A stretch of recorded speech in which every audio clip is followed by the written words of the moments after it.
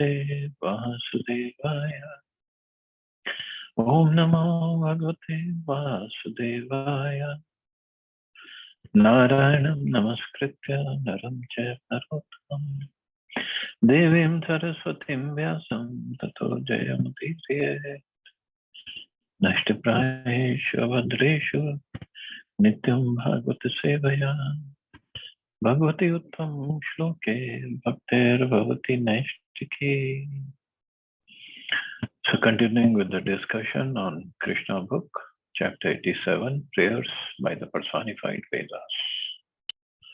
So Prabhupada further writes in his commentary.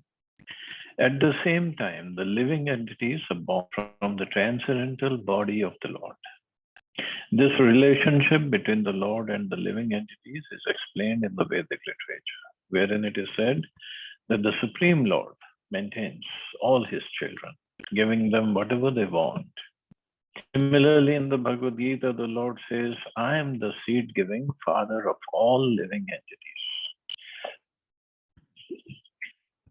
So seed-giving father, seed is the soul that's there in every body that we see, or the body is covering on the soul, but it all comes from the Lord. Not just the seed, even the body, all the elements of the body comes from the Lord. It's very simple to understand that the father gives birth to the children, but the children act according to their own desires. Therefore, the father is never responsible for the different futures of his children. Each child can take advantage of the father's property and instruction, but even though the inheritance and instruction may be the same for all the children, out of their different desires, each child creates a different life and thereby suffers or enjoys. So this difference, variety will always be there. Even in a school, same teacher is studying the same subject, same instructions are given to every children, every student, but every student acts according to his level. So then everybody gets different marks, everybody understands the subject differently. So similarly here, each child can take advantage of father's property and instructions, but due to their different desires, everybody creates a different life and thereby suffers or enjoys. Similarly, the Bhagavad Gita's instructions are equal for everyone. Everyone should surrender unto the Supreme Lord, and he will take charge of one and protect one from sinful reactions. Krishna clearly says that. But not everybody is going to surrender, and not everybody is going to surrender fully. Everybody is going to surrender according to his own consciousness. The facilities of living in the creation of the Lord are equally offered to all living entities. Whatever there is, either on the land, in the water, or in the sky, is equally given to all living entities. Since all living beings are sons of the Supreme Lord, everyone can enjoy the material facilities given by the Lord. But unfortunate living entities create unfavorable conditions of life by fighting among themselves. So this unfavorable condition is created by us.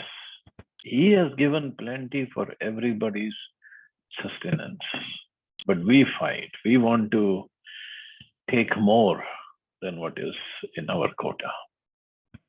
The responsibility for this fighting and creating favorable and unfavorable situations lies with the living entities, not with the Supreme Personality of Godhead. Therefore, if the living entities take advantage of the Lord's instructions as given in the Bhagavad Gita and develop Krishna consciousness, then their lives become sublime and they can go back home, back to Godhead. So idea over here is live together, live properly, live cooperatively, and develop Krishna consciousness. That's the whole purpose, that I should have crores or millions and millions of dollars, and the other person, I don't care what he has. So by hook or crook, I have to make money. Then we create karma and karmic reactions for us. And then we suffer accordingly. One may argue that because this material world is created by the Lord, he is therefore responsible for its condition. Certainly, he is indirectly responsible for the creation and maintenance of this material world, but he is never responsible for the different conditions of the living entities. The Lord's creation of this material world is compared to a cloud's creation of vegetation. In the rainy season, the clouds create different varieties of vegetation. The cloud pours water on the surface of the earth, but it never touches the earth directly. Similarly, the Lord creates this material world simply by glancing over the material energy. This is confirmed in the Vedas. He threw his glance over the material nature, and thus there was creation. In the Bhagavad Gita, it is also confirmed that simply by his transcendent glance over the material nature, he creates different varieties of entities, both moving and non-moving, living and dead. So he had done the creation, but he's not responsible for how the living entities, especially the human beings, how they are going to act, how they're going to behave. The creation of the material world can therefore be taken as one of the pastimes of the Lord. So this is one of the Leelas. It's called one of the Lord's pastimes because he creates this material world whenever he desires. This desire of the Supreme Personality of Godhead is also extreme mercy on his part because it gives the conditioned souls another chance, another opportunity to develop their original consciousness and thus go back to Godhead. Therefore, no one can blame the Supreme Lord for creating this material world the way it is. Yes, he creates, but he creates as a matter of giving an opportunity for all us conditioned souls to rectify ourselves, to develop our own original consciousness, and to go back home. Not for us to stay here perpetually. From the subject matter under discussion, we can gain a clear understanding of the difference between the impersonalist and the personalist. The impersonal conception recommends merging into the existence of the Supreme. And the voidist philosophy recommends making all material varieties void. Both these philosophies are known as Mayavad. So either voidist, that is also Buddhist philosophy actually is voidism, and Mayavad philosophy, that we merge into existence of the Supreme, whatever terminology they give, whatever fancy words they can give. But ultimate aim is this: merging, Nirakar, and Moksha, Nirvana, and whatever else they say. It's all same. Certainly, the cosmic manifestation comes to a close and becomes void when the living entities merge into the body of Narayan to rest until another creation. And this may be called an impersonal condition, but these conditions are never eternal. Never eternal, because as soon as creation is done, then all the living entities come back. It's not eternal hell and eternal heaven, what people talk about. There's no such thing as eternal in the material world. Although when we go and stay in the body of Narayan or Mahavishnu, he is not material. He is spiritual. And we are there for one full night of Brahmaji or the duration of his breathing. When he inhales all the universes along with all the living entities, go into his body, when he exhales, all the universes come out and all the living entities come out and they go in their respective universes, planets, families, different species, and the activity starts. It all lasts for only one breath of Mahavishnu. So whether we're going in the body of Mahavishnu, we're going into the body of Garbhodaksha Vishnu during the partial dissolution. We are with Lord Vishnu. But since our consciousness is material, it is not permanent situation. And again, Lord, out of his mercy, gives us a chance. Again, okay, you go back into the material world and try to rectify your consciousness. So there is no such thing as eternal hell and eternal heaven. This is his mercy. He allows us to again go and rectify the situation. The cessation of the variegatedness of the material world and the merging of the living entities into the body of the Supreme are not permanent, because the creation will take place again, and the living entities who merge into the body of the Supreme without having developed their Krishna consciousness will again appear in this material world when there is another creation.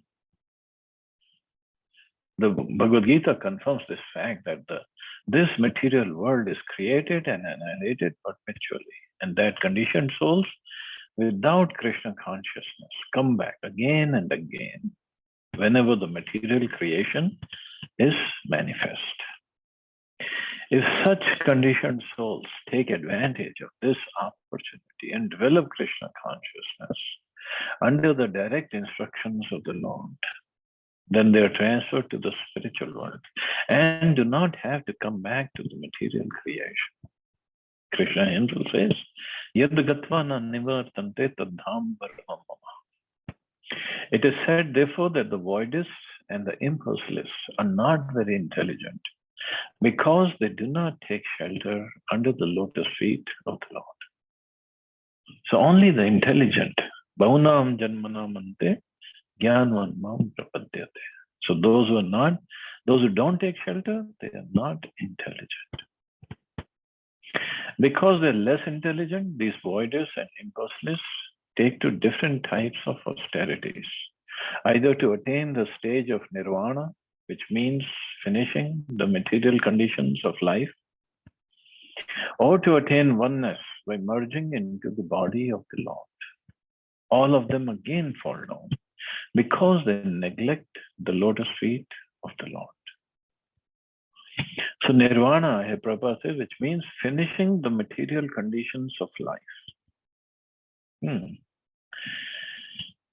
But that finishing of material conditions of life doesn't mean they have attained the spiritual association with the Lord. In Brahm Jyoti, obviously, there are no material anxieties, material problems that we go through here. Birth, death, old age, disease, adidevik, adibhotik, adhyatmik klesh. It's not there. But at the same time, there is no bliss of being with the Lord in his service, in that loving relationship of the Lord. It's just in the void. It's in the soul is there. That's it, doing nothing. So that bliss is missing. And that's when the soul comes back. That's where the Prabhupada says, all of them again fall down because they neglect the lotus feet of the Lord. In the Chaitanya Charitamrita, the author Krishnadas Kaviraj Goswami, after studying all the Vedic literatures and hearing from all authorities, has given his opinion that Krishna is the only supreme master and that all living entities are his eternal servants. So he said, Ekela Ishvara Krishna, our sub-bhritya, our sub, everybody else is a servant. His statement is confirmed in the prayers by the personified Vedas. The conclusion is that, therefore, everyone is under the control of the Supreme Personality of Godhead. Everyone is serving under the supreme direction of the Lord, and everyone is afraid of the supreme personality of God. It's out of fear of Him that activities are rightly executed. Everyone's position is to be subordinate to the Supreme Lord. Yet the Lord has no partiality in His view of the living entities. It's just like the unlimited sky.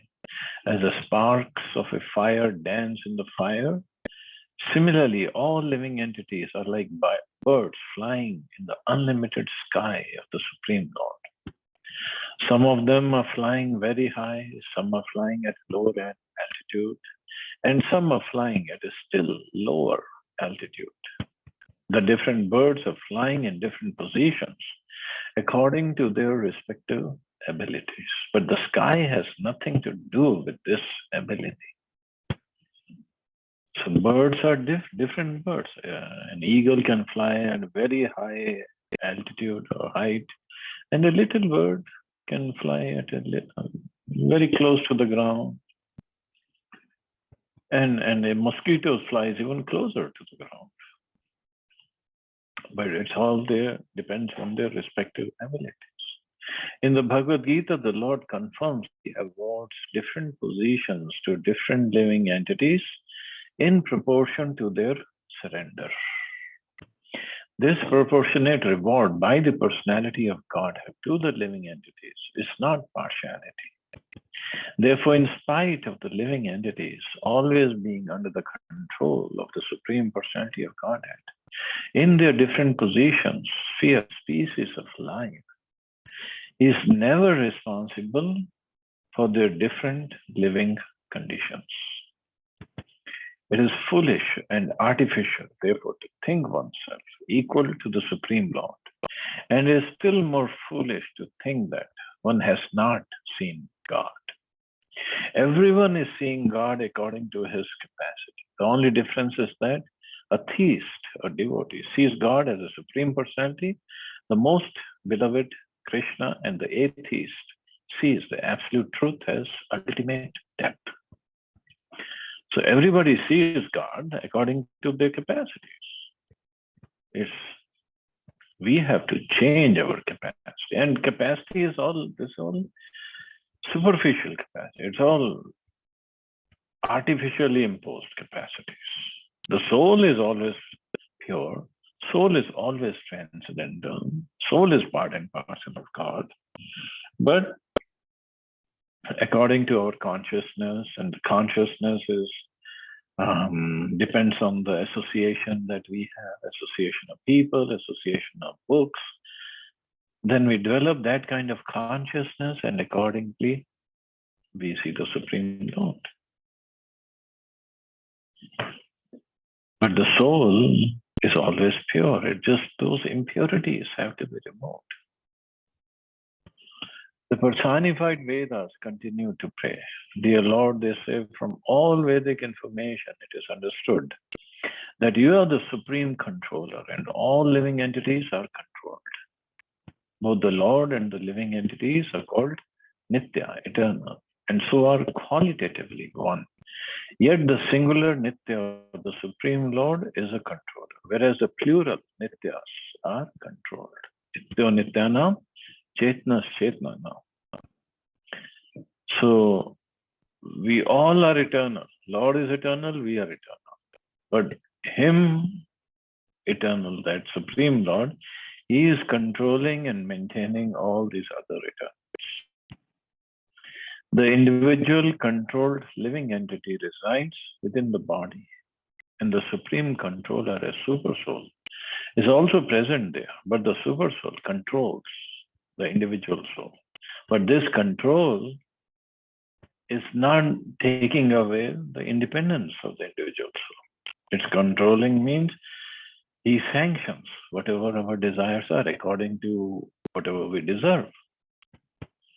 That is the verdict of the Vedas. If the individual soul were not controlled by the super soul, then how could one explain the Vedic version that a living entity transmigrates from one body to another and enjoys or suffers the effects of his past deeds? Sometimes being promoted to a higher standard of life and sometimes being degraded to a lower standard. So that control is also that the super soul or super soul witnesses everything, and then Yamraji gives what kind of body we're going to get and what kind of living conditions we're going to have. Thus, the conditioned souls are not only under the control of the Supreme Lord, but are also conditioned by the control of the material nature. So, control of the material nature, that we have to act within one of the three modes. This relationship of the living entities with the Supreme Lord as a controlled and controller definitely proves that although the super soul is all pervasive, the individual living entities are never all pervasive. If the individual souls were all pervasive, there would be no question of their being controlled. So we are very minute, infinitesimal, localized. And super soul is all pervasive, is present everywhere. The theory that the super soul and the individual soul are equal is therefore a polluted conclusion, and no sensible person accepts it. Rather, one should try to understand the distinctions between the supreme eternal and the subordinate eternals. So we are eternal, but we are not independent. We are controlled. We have limitations. The personified Vedas therefore concluded, O Lord, you are the unlimited eternal Dhruva, and the living entities are the limited eternals. The form of the unlimited eternal is sometimes conceived as a universal form, and in Vedic literatures like the Upanishads, the form of the limited eternal is vividly described. It is said therein that the original spiritual form of the living entity is 1/10,000 the size of the tip of a hair. It is also stated that the spirit is greater than the greatest and smaller than the smallest. The individual living entities who are eternally part and parcel of God are smaller than the smallest. With our material senses, we can perceive neither the Supreme, who is greater than the greatest, nor the individual soul, who is smaller than the smallest. So smaller than the smallest means 1/10,000 part of the tip of the hair is so small that even within the microorganisms, bacteria, amoeba, whatever, virus, same soul is there. And even in the biggest animal or the living or the creature that we can think of, whale or blue whale, or as mentioned in Bhagavatam, Timingla fish, Timi fish, same soul is there. But with our material senses, we can perceive neither the Supreme or the individual soul. From the authoritative sources of Vedic literature, we have to understand both him who is greater than the greatest and him who is smaller than the smallest. The Vedic literature states that the super soul is sitting within the heart of every living entity's body and is as big as a thumb. So that's the size of super soul given. So the thumb of that body. So in the body of a mosquito, the super soul size is a thumb of that mosquito, not thumb of a human being. The Vedic literature states that the super soul is sitting within the heart of every living entity's body and is as big as a thumb. Therefore, the argument may be put forward, how can something the size of thumb be accommodated within the heart of an ant? The answer is that this thumb measurement of the super soul is imagined in proportion to the body of the living entity. In no circumstance, therefore, can the super soul and the individual living entity be taken as one. Although both of them enter within the material body of a living entity, the super soul lives within the heart to direct or control the individual living entity. Although both are dhruva or eternal, the living entity is always, always under the direction of the Supreme. It is never out of it, not in the material world. It may be argued that because the living entities are born of the material nature, they are all equal and independent. In the Vedic literature, however, it is said that the Supreme Personality of Godhead impregnates the material nature with the living entities, and then they come out. Therefore, the appearance of the individual living entities is not factually due to material nature alone. Just as a child produced by a woman is not her independent production. A woman is first impregnated by a man and then a child is produced. As such, the child produced by the woman is part and parcel of the man. Similarly, the living entities are apparently produced by the material nature, but not independently. So those kind of philosophers, they say everything comes from nature because they don't want to believe there is somebody behind the nature. Nature is an energy, and the energetic, a source of energy has to be there. Controller of nature has to be there. But just because we cannot see the Supreme Lord, we cannot understand how he works, how his energies work, we think there is nobody beyond nature. But here, Vedas are claiming, and Prabhupada is explaining that the living entities are produced by the material nature, but not independently. The soul is not produced by the nature. Soul comes from the Supreme Lord. It is due to the impregnation of the material nature by the Supreme Father that the living entities are present. Therefore, the argument that the individual living entities are not parts and parcel of the Supreme cannot stand. For example, the different parts of the body cannot be taken as equal to the whole. Rather, the whole body is a controller of the different limbs. Similarly, the parts and parcels of the Supreme Whole are always dependent and are always controlled by the source of the parts and parcels. It is confirmed in the Bhagavad Gita that the living entities are parts and parcels of Krishna. Mamai Vansha. No sane man, therefore, will accept the theory that the super soul and the individual soul are of the same category. They are equal in quality, but quantitatively, the super soul is always the supreme, and the individual soul is always subordinate to the super soul. That is the conclusion of the Vedas.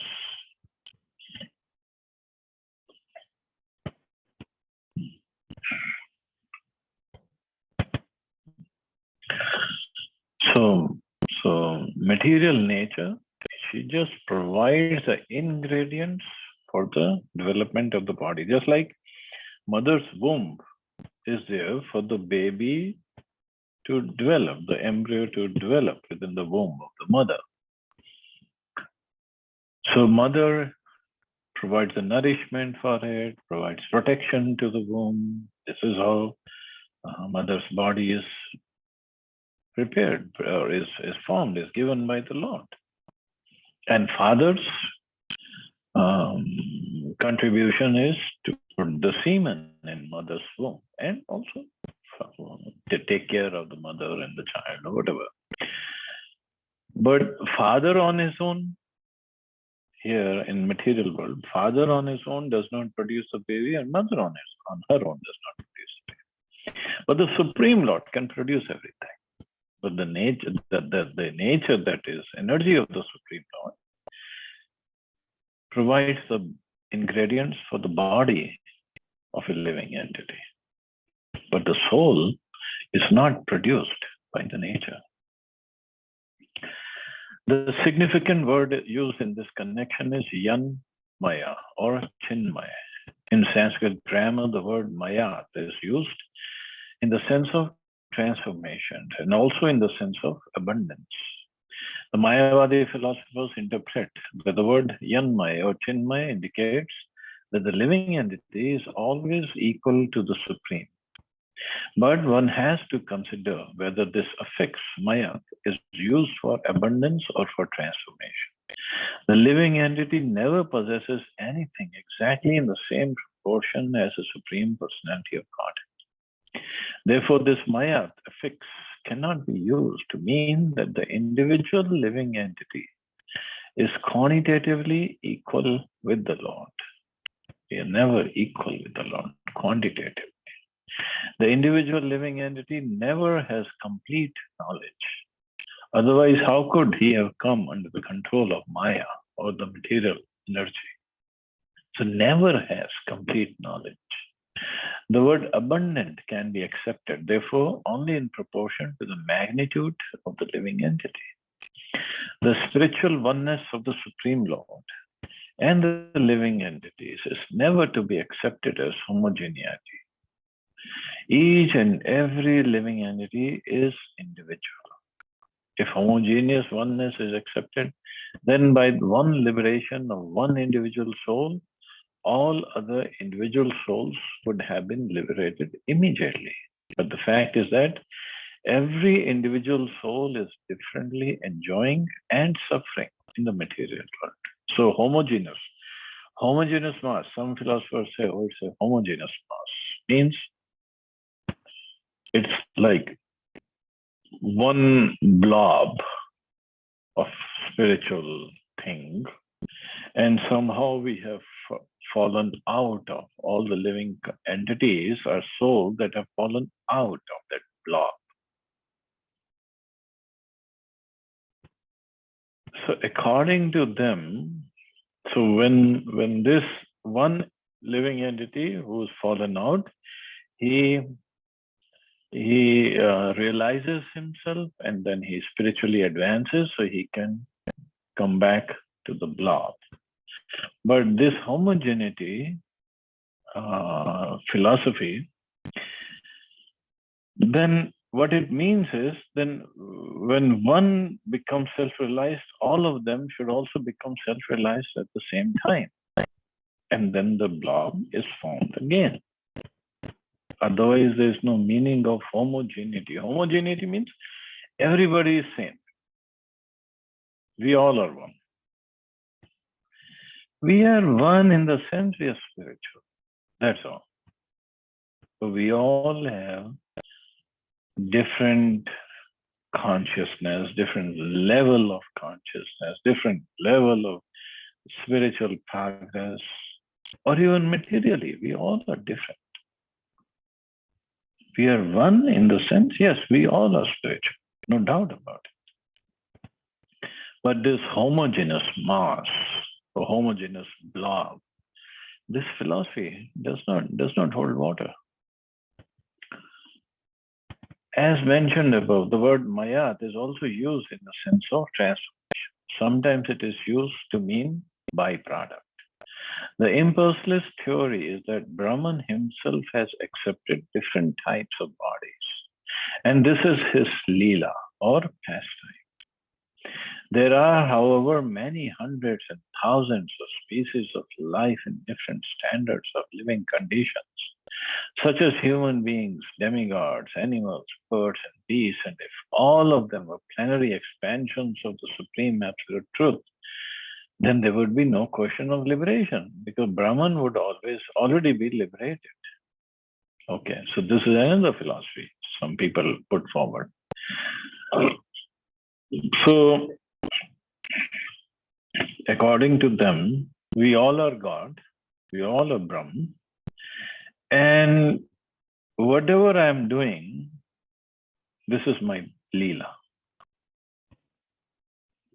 Because Krishna can do his Leela, and they think we all are doing our Leelas. This is my Leela. Time that I am stuck in this body and I'm suffering with whatever, toothache or heart attack or some cancer or coronavirus, getting old, teeth are falling off, hair are falling down, falling off, bones are getting broken. And I say, this is my Leela. This is nonsense. This is not Leela. This is karmic reactions. And then, and as Prabhupada says, if all of them are plenary expansion, means we are all, they say we all are God or we all are expansions of God. So that means there is no question of liberation. I should already be liberated if I'm performing my pastimes, just like Krishna performed his pastimes. Krishna, when he performs his pastimes,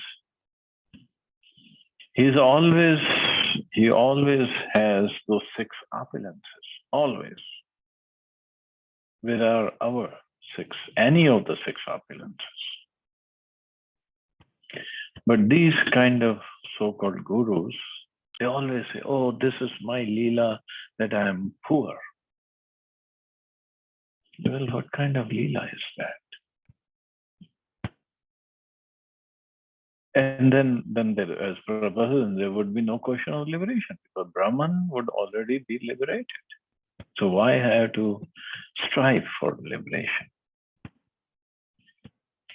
Another interpretation put forward by the Mayavadis is that in every millennium, different types of bodies are manifest.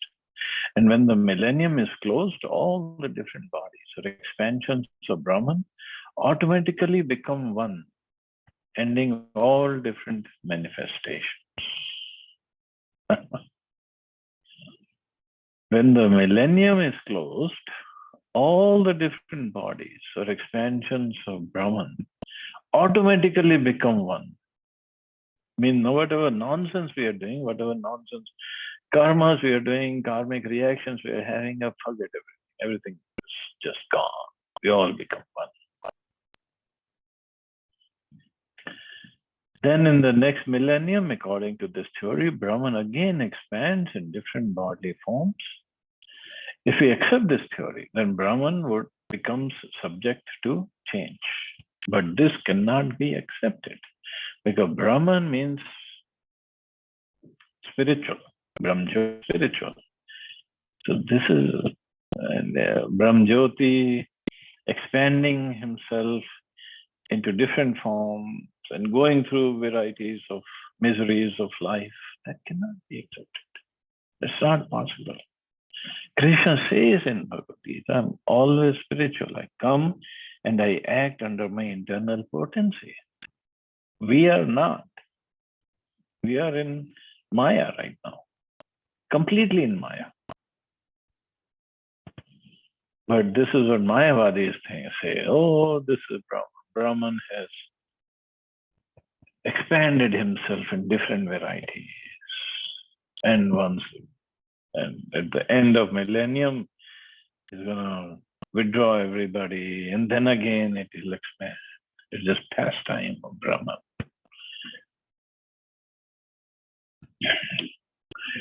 And as Prabhupada says, if we accept this theory, then Brahman becomes subject to change. But this cannot be accepted from the Vedanta Sutra. So Prabhupada again quotes different scriptures. It doesn't say, oh, I think, I believe, or whatever. From the Vedanta Sutra, we understand the Brahman is by nature joyful, Satchidananda. He cannot therefore change himself into a body which is subject to so many painful conditions.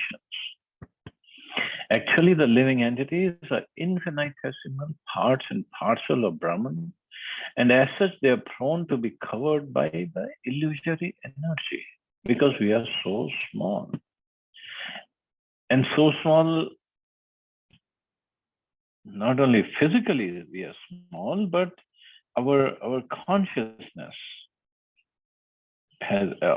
we have a tendency to fall under the Maya because of our tendencies are like that. At the same time, the small soul can again become spiritualized. With consciousness can be purified. So they are prone to be covered. It's not that everybody will be covered, but they are prone. As explained before, the particles of Brahman are like sparks, blissfully dancing within a fire. But there is a chance of their falling from the fire to smoke, although smoke is another condition of fire. So smoke is when the fire is covered. This material world is just like the smoke, and the spiritual world is like a blazing fire.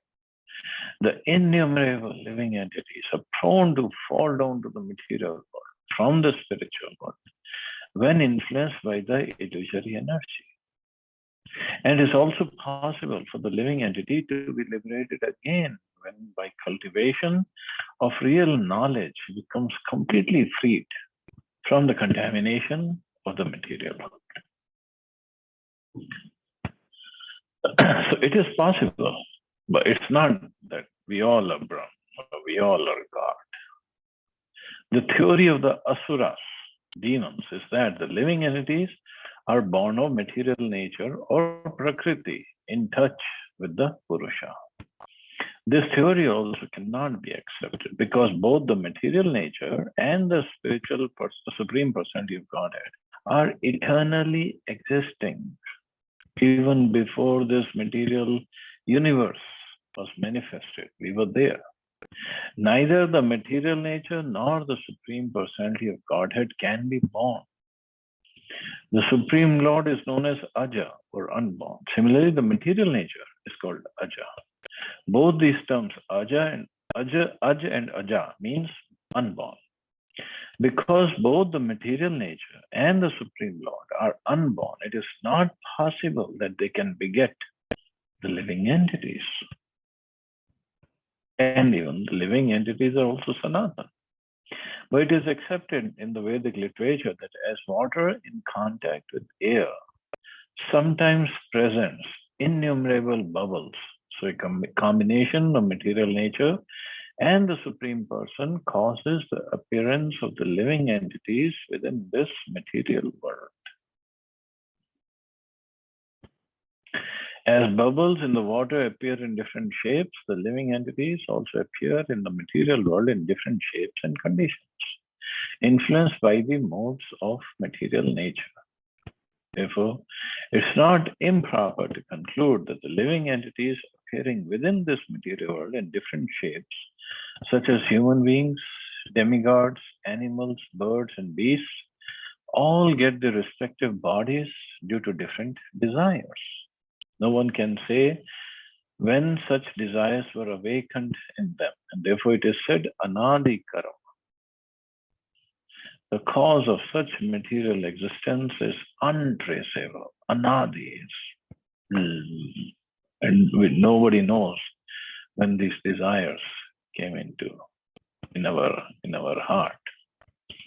No one knows when material life began, but it's a fact that it does have a point of beginning because originally every living entity is a spiritual spark.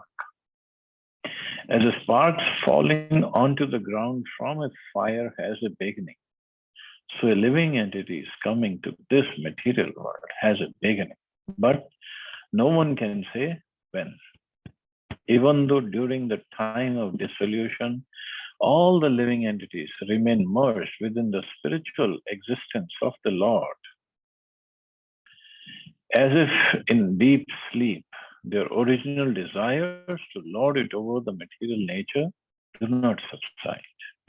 Again, when there is cosmic manifestation, they come out to fulfill the same desires, and therefore they appear in different species of life. So this original desire to lord it over the material nature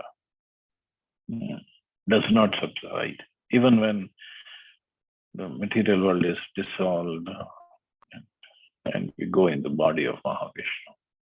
And why it doesn't subside? Because this is a purpose of original desire This is the desire of soul. Why? Because it's a part and parcel of Krishna. Krishna is the Lord. We want to be the Lord because the tendencies are there. But when we misuse this tendency, we create problems for us. At the same time, Jivera Swarupa Krishna Nityadas. Our real constitutional position is to serve Krishna, not to display the tendency of being the Lord of everything I survey.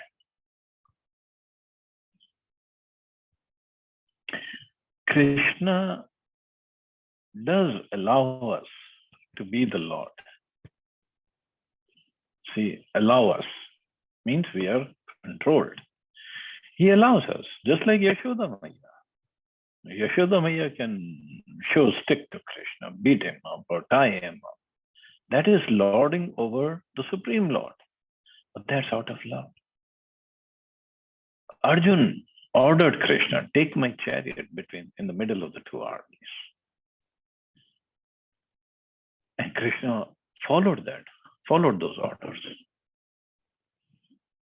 That is the tendency to lord it over. But Arjuna's heart is not that I'm Lord of Krishna. He's always thinking I'm servant of Krishna. I'm friend of Krishna. I'm cousin of Krishna. And that is when Krishna showed his universal form, even Arjuna was, oh, what is this? Who is this? Who are you? And he started paying obeisances. So the tendency to Lord is there, tendency to become the Lord is there. But the devotees, they use it in the service of the Lord. Krishna's cowherd boyfriends. Sometimes they tell Krishna, okay, Balram is with them because Balram and Krishna, they're always in the two opposite parties. And sometimes the friends say, Krishna, you're not going to play with us. We're not going to let you play with us. You cheat a lot. It's like giving orders to Krishna. But Krishna loves these. But here in the material world, when we try to lord over the material nature, which we cannot, nobody can win, even his material energy. And then in the process, we become more and more entangled because the desires and unfulfilled desires and all that stuff then takes us to next birth and next birth and next birth.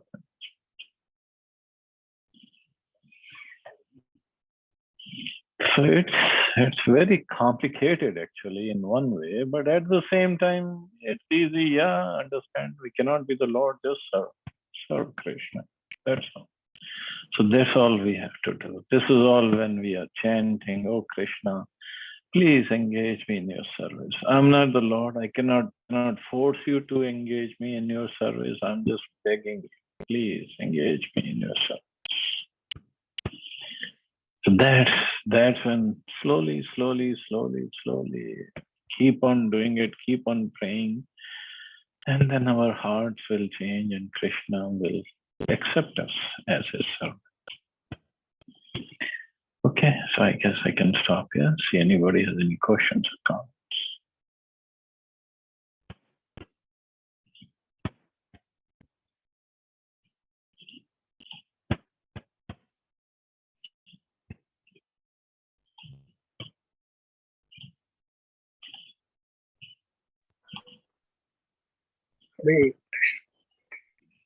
Hare Krishna.